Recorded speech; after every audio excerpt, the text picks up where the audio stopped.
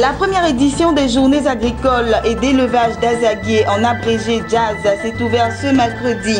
4 jours durant, cette plateforme va réunir agriculteurs, éleveurs, investisseurs et bien d'autres en vue de parler du développement de l'agriculture et de l'élevage en Côte d'Ivoire.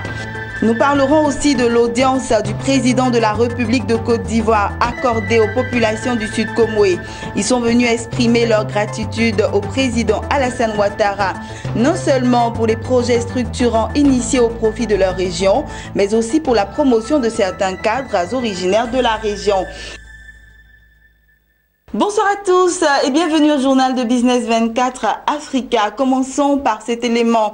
Il s'est ouvert ce mercredi à Azaguié, localité située à 35 km de la ville d'Abidjan, la première édition de la Jazz, les journées agricoles et d'élevage d'Azaguié. Une plateforme qui réunit 4 jours durant agriculteurs, éleveurs, investisseurs et autres acteurs du secteur. Cette initiative de l'Association pour le développement de l'agriculture et l'élevage en Côte d'Ivoire entend à travers ces journées offrir des opportunités capables de permettre le développement agricole des régions de Côte d'Ivoire.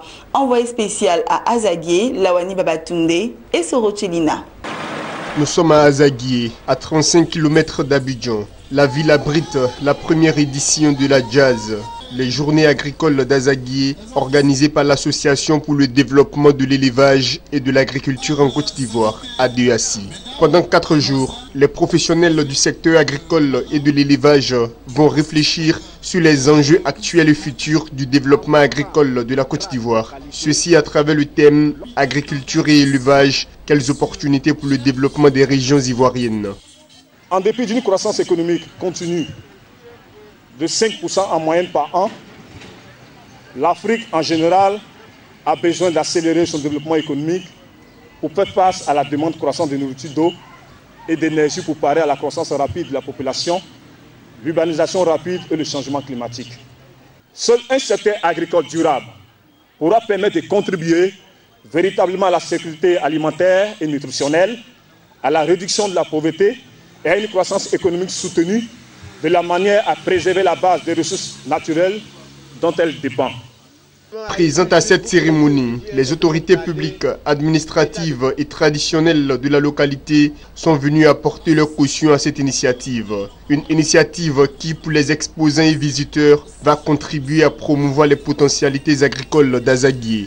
Nous sommes une société hollandaise du nom de Koudjis et nous sommes spécialisés dans la nutrition animale. Comme vous pouvez le voir, notre stand est vraiment débordé et nous comptons encore recevoir beaucoup de personnes pour essayer de partager le peu de connaissances que nous avons dans le métier.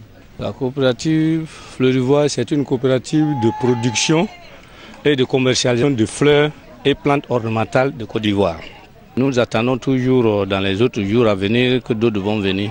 C'est une bonne initiative pour nous. C'est très intéressant. Ça permet à ceux qui ont l'intention d'entreprendre ces genres d'activités de contacter davantage ces gens-là pour des meilleurs suivis.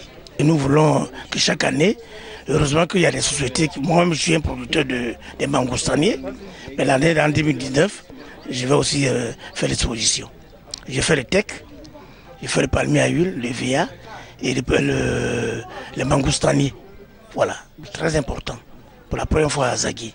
Plusieurs conférences et ateliers de formation vont permettre d'aborder des problématiques comme la biosécurité des élevages, l'impact du changement climatique sur le développement agricole, le financement de l'agriculture et la commercialisation des produits agricoles.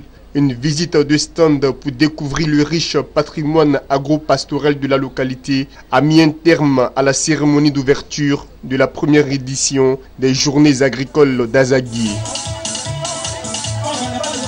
Voilà, je vous le disais en titre, le président de la République de Côte d'Ivoire, Alassane Ouattara, a reçu ce mardi en audience les populations du Sud Comoé au palais présidentiel à Abidjan Plateau. Ces populations ont exprimé leur gratitude au chef de l'État pour les projets structurants au profit de la région et la promotion de certains cadres originaires de la région, notamment pour avoir fait de Daniel Kablan-Duncan, fils de la région, le premier vice-président de la Côte d'Ivoire. Des membres du gouvernement, des chefs traditionnels, des guides religieux, des élus et cadres de la région du Sud Koumoué ont dit mots ou merci en vocable de la région au président Alassane Ouattara. Merci pour son choix porté sur l'un des plus illustres fils de la région, en l'occurrence Daniel Kablan-Duncan, pour le poste de vice-président de la République de Côte d'Ivoire.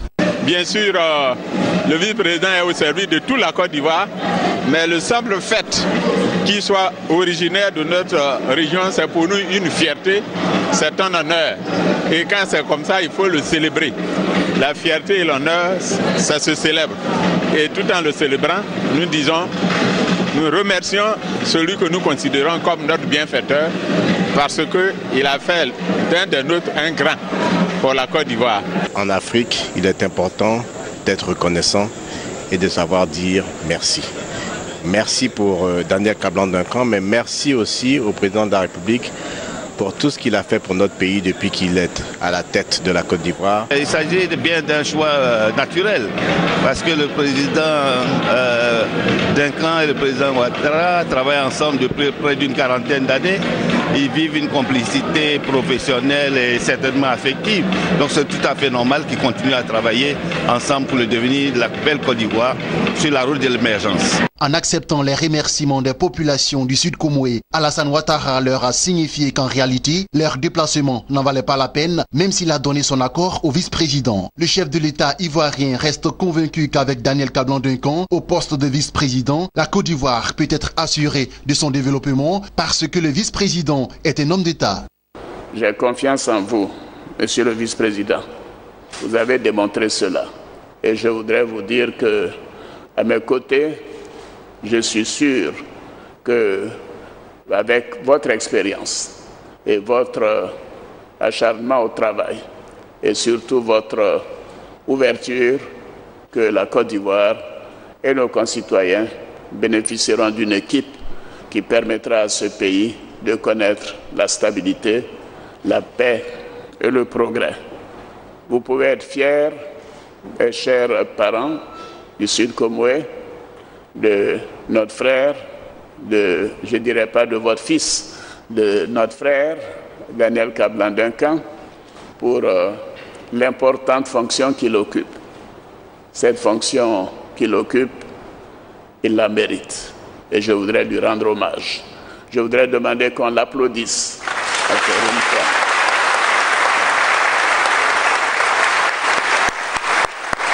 Le vice-président de la République de Côte d'Ivoire, Daniel Kablan-Duncan, a remercié les cadres et populations du Sud Koumoué pour cet hommage au président Alassane Ouattara. Nous sommes heureux que ce soit bien passé. Je voudrais vraiment remercier nos sœurs et frères du Sud Koumoué d'être venus nombreux pour rendre hommage au président de la République. Et je voulais d'abord dire aussi qu'au mois de mai, il va y avoir un grand rassemblement dans le Sud Koumoué pour vraiment magnifier son action et le remercier de tout. Ici, c'était la salutation à la maison et donc prochainement, au mois de mai, il va y avoir une grande manifestation dans le Sud Koumoué. Rendez-vous est donc pris pour le mois de mai dans la ville de Grand-Bassam pour une cérémonie d'hommage au président Alassane Ouattara. Voilà, c'était le compte-rendu de nos reporters sur place, Jean-Charles Sibaï, Max Soubi et Sorochelina.